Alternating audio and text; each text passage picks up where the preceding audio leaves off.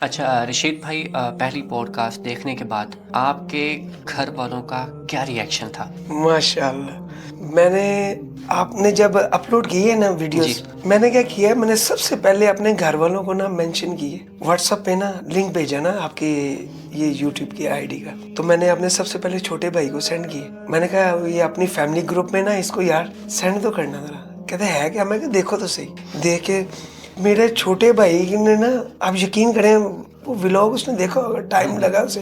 اس کے بعد اس کا فون آیا تو مجھے بولا کیا کہتا ہے، کہتا ہے یار اے بندہ کون ہے جن نے تیرا انٹرویو لیتا ہے؟ میں کہا یہ دوست ہے، بس مدینہ شریف میں ملے. انہوں نے اس طرح فون کیا، بتایا.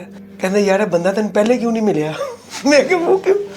کہتا یار انہیں تیرے انٹرویو دیکھے نا، کسی نے ایڈے تفصیل تے ایڈا ریلیکس ہو کے تیرے نال گل بات نہیں کسی نے کی جس طرح یہ کرتے میں نے بھائی. تو کہتا یار یہ تو میرا بھی نام نہیں لیتا ہے تو انٹرویو ختم ہی کر دیتے. تو کہتا یار تو اینا کو ہو گیا تے اینا رب نے تینوں نواز دیتا کہ تینوں اینے بندے جانتے ہیں کہ تیرے انٹرویو لے کر رہے ہیں ساری گل بات.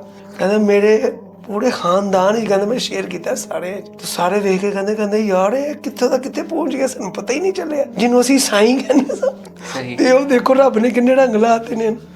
اللہ. کیونکہ سب کو نا ذہن میں زیادہ تر پاکستان میں نا لوگوں کے مائنڈ سیٹ پر لگ گیا کہ سعودی عرب کام کرتا ہے، جی سعودی عرب گیا ہوا ہے. جی میں بلکہ خود منہ سے کہتا تھا ان کو یار میں مکہ حرم ہی ہونا، کعبے وچ کام کرنا. تو وہ نارملی لے رہے تھے. جب اب آہستہ آہستہ جب رب نے نوازا نا، اب تو کئی ایسے رشتہ دار بھی ہمیں دوبارہ سے یعنی کہ ملنا شروع ہوئے کہ ہم نے دیکھے کہ جی یہ تو ماموں رشید کا بیٹا ہے، یہ تو ہمارے تایا ابو کا بیٹا ہے.